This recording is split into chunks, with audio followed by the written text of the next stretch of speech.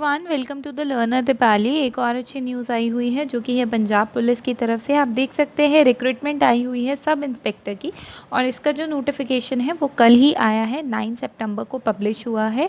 किन किन एरियाज़ के लिए आई हुई है? टेक्निकल और सपोर्ट सर्विस कैडर के लिए सब इंस्पेक्टर की ये जो है रिक्रूटमेंट आई हुई है। अगर हम बात करें कि कब तक आप इस फॉर्म को फिल कर सकते हैं, तो 29 सितंबर जो रहेगी वो लास्ट डेट रहेगी।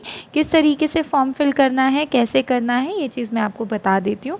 बट इसके साथ साथ ये चीज़ ध्यान रखिए कि ये जो वैकेंसी होगी ये जो लोग पंजाब में जॉब कर रहे हैं, पंजाब में जॉब कर रहे हैं एक्स सर्विसमैन वगैरह, वो सारे भी फिल कर सकते हैं। और अगर हम बात करें टेंटेटिव वैकेंसी की, तो आप यहाँ देख सकते हैं कि जनरल की जो कैटेगरी की जो वैकेंसीज़ हैं वो 78 है और वुमेन की 32। जैसे कि आपको पता है कि पंजाब में 33% कोटा वुमेन का है, तो इन्होंने वुमेन की वैकेंसी को पहले से ही अलग कर दिया है, राइट जी। तो आप अपने कैटेगरी के अकॉर्डिंगली आप अपनी वैकेंसीज़ यहाँ देख सकते हैं। जैसे एससी की 32 है और वुमेन एससी की 21 वैकेंसीज़ है, तो टोटल जो पोस्ट रहेगी वो रहेगी 267।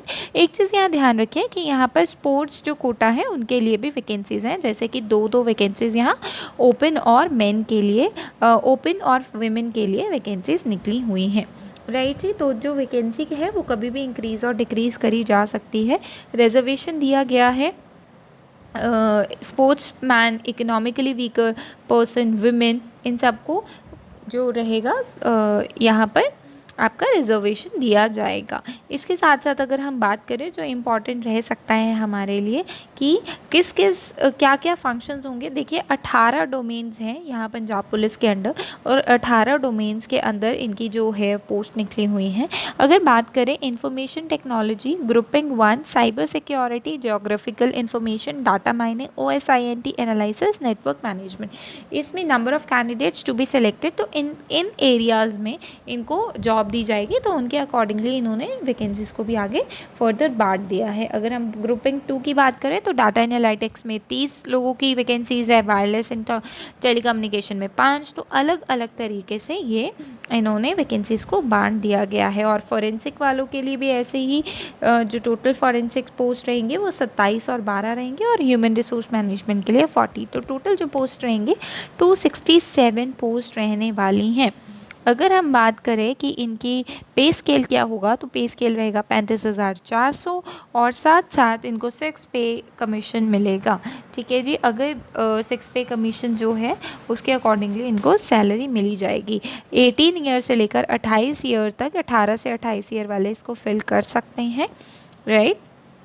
और ये चीज़ ध्यान रखिएगा कि आपके पास पंजाबी होनी चाहिए 10th में, या फिर अगर आपने 10th में नहीं पढ़ी है तो आपके पास कोई भी पंजाबी का सर्टिफिकेट जैसे 10th, 12th, graduation, post graduation में पंजाबी होनी चाहिए, ठीक है जी। अगर फिज़िकल स्टैंडर्ड की बात करें तो फिज़िकल स्टैंडर्ड बिल्कुल ही नॉमिनल सा है। फीमेल की 5 फीट हाइट मांगी है और मेल की 5'4" हाइट मांगी है, ठीक है जी। एजुकेशन क्वालिफिकेशन पे भी देख लेते हैं। इंफॉर्मेशन टेक्नोलॉजी सर्विसेज IT के लिए कम से कम 3 साल की बैचलर मांगी गई है, या तो कंप्यूटर साइंस में हो, या इलेक्ट्रॉनिक्स में हो, या इंस्ट्रूमेंटेशन में हो, या इंफॉर्मेशन टेक्नोलॉजी में हो, या कंप्यूटर एप्लीकेशन में, डाटा साइंसेस में, कंप्यूटर साइंसेस में, ठीक है जी। तो यही इनकी जो है, या तो आपके पास बैचलर्स हो या फिर 2 साल की मास्टर्स हो, राइट, इन एरियाज़ के अंडर।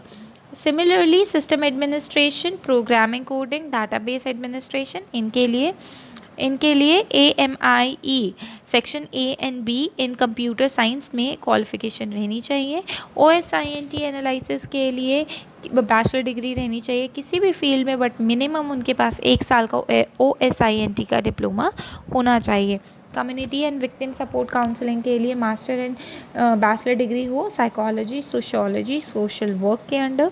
और यहाँ पर जो आपकी फॉरेंसिक है, इनमें फॉरेंसिक साइंस के अंदर आपकी फॉरेंसिक साइंस के अंदर बैचलर्स या मास्टर वाले अप्लाई कर सकते हैं। ह्यूमन रिसोर्स मैनेजमेंट वालों के लिए आपको बैचलर या मास्टर्स मैनेजमेंट में होनी चाहिए या कॉमर्स में होनी चाहिए। एमकॉम बीकॉम वाले यहाँ पे अप्लाई कर सकते हैं। जैसे कि मैंने आपको पहले ही बताया कि पंजाबी लैंग्वेज की आपको नॉलेज रहनी चाहिए। ठीक है जी, पंजाब के स्टेट में अगर आपको जॉब चाहिए तो पंजाबी लैंग्वेज जो है वो आपको आनी चाहिए।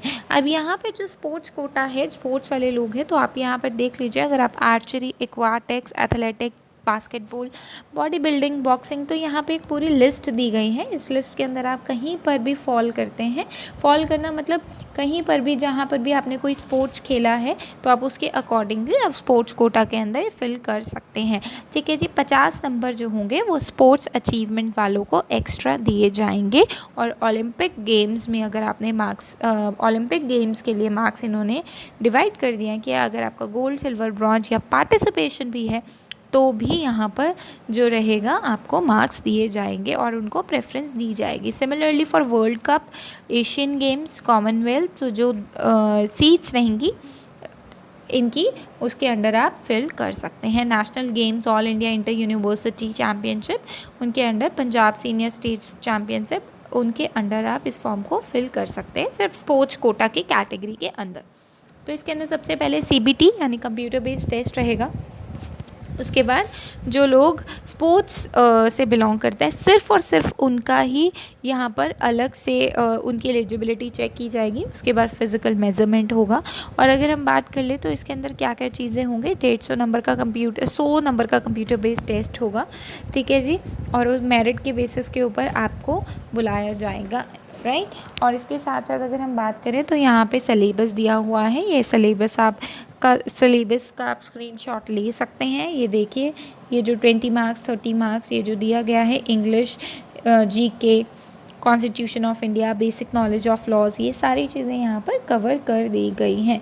इसके साथ साथ कंप्यूटर के बारे में भी पेपर पूछा जाएगा, राइट जी। और फेज़ 2 जो पेपर होगा, इसमें जो भी सब्जेक्ट आपका है, मान लीजिए कंप्यूटर साइंस में जो आपने पढ़ा है तो उसके बारे में आपसे पेपर कंडक्ट किया जाएगा, राइट। तो इवैल्यूएशन मैंने आपको बता दी गई है कि नॉर्मलाइजेशन होगी पेपर के अंदर, और नॉर्मलाइजेशन के साथ साथ कट ऑफ निकलेगी। कट ऑफ के साथ साथ अगर फिज़िकल की बात करें तो मेल और फीमेल की हाइट भी मैं आपको पहले बता चुकी हूँ, बट स्क्रीनिंग की बात करें तो मेल कैंडिडेट्स को, एक्स सर्विसमैन को छोड़ के 1200 मीटर रेस रहेगी, लॉन्ग जंप रहेगी 2 मीटर की, हाई जंप रहेगी 0.70 मीटर की।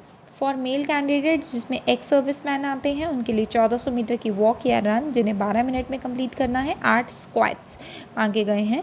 और जो 35 साल से ऊपर है उनकी 1400 मीटर की वॉक रहेगी 15 मिनट के अंदर, और 5 फुल स्क्वाट्स मांगे गए हैं। वैसे ही फीमेल की बात करें, बट इसमें एक्स सर्विसमैन नहीं आएंगी, तो इनके लिए 800 मीटर की रेस होनी चाहिए, long jump 1.5 metre, high jump 0.50 metre, और जो एक्स सर्विसमैन हैं उनको सिर्फ वॉक रहेगी 700 मीटर की और साथ में 5 full squats.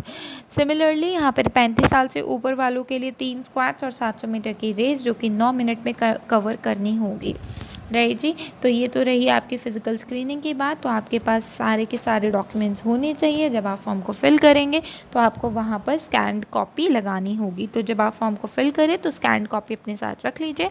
Medical please check कर लीजिएगा कि नॉक नी, फ्लैट फुट, क्योंकि होता क्या है ना कि पहले आप फिल कर देते हैं, फिर बाद में अगर कोई मेडिकल में प्रॉब्लम होती है तो हम उसको पहले ही कवर कर सकते हैं, रिकवर कर सकते हैं।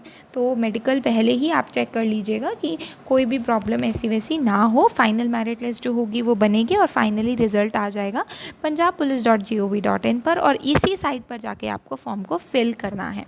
ठीक है जी, इसी साइट पर जाके आपको फॉर्म को फिल करना है। नो वेटिंग लिस्ट, कोई भी वेटिंग लिस्ट नहीं रहेगी, ठीक है। और उसके बाद आपके डॉक्यूमेंट्स वेरीफाई होंगे। वेरीफाई होने के बाद आपकी ज्वाइनिंग रहेगी। पहले आपका पीरियड ऑफ प्रोबेप्शन रहेगा, ठीक है जी, और पीरियड ऑफ प्रोबेप्शन के बाद आपको परमानेंट जॉब दे दी जाएगी। एप्लीकेशन फ़ीस की बात करें तो जनरल की 2000, SC ST BC की 1100, EWS की 1100, एक्स सर्विसमैन लीनियर डिसेंडल की 900 रुपये फ़ीस रहेगी। और आपको नेट बैंकिंग, डेबिट कार्ड, किसी भी मेथड से आप इस फॉर्म को फिल कर सकते हैं, राइट जी। और ये चीज़ ध्यान रखिएगा कि जब आप फ़ोटो अटैच करें तो 50 से 200 KB तक की फ़ोटो होनी चाहिए।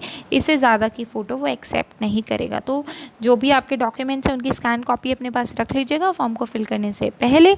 और यहाँ पर इनका सिलेबस भी दिया हुआ है, आप साथ साथ इसका क्या करिए, आप इसका स्क्रीनशॉट ले लीजिए। अगर आप इसके अंडर आते हैं, अगर आप साइबर सिक्योरिटी में फिल करना चाहते हैं फॉर्म तो राइट, मैं इसको बहुत स्लोली स्क्रॉल करती हूँ, आप इसको इसका स्क्रीनशॉट लेते चलिए सो दैट आपको आगे सिलेबस में कोई भी प्रॉब्लम ना आए।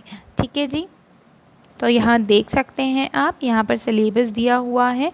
ठीक है राइट, तो यहाँ एक काम और भी कर सकते हैं कि इसका इस सिलेबस का जो लिंक होगा वो मैं डिस्क्रिप्शन बॉक्स में डाल दूँगी सो दैट आप वहाँ से लिंक से इस को देख सकते हैं, क्योंकि ये जो फॉर्म है इसका ये जो सिलेबस है ये बहुत ज़्यादा है, 81 पेजेस का रहेगा। तो आई होप आपको इन्फॉर्मेशन समझ में आई होगी। बस आपने क्या करना है, www.punjabpolice.gov.in पर जाना है और उस जगह पर जाके, उस साइट पर जाके आपको इस फॉर्म को फिल कर देना है। राइट जी, आई होप आपको इन्फॉर्मेशन अच्छी लगी होगी। अगर इन्फॉर्मेशन अच्छी लगी तो प्लीज़ चैनल को लाइक कीजिए, सब्सक्राइब कीजिए। Thank you for watching.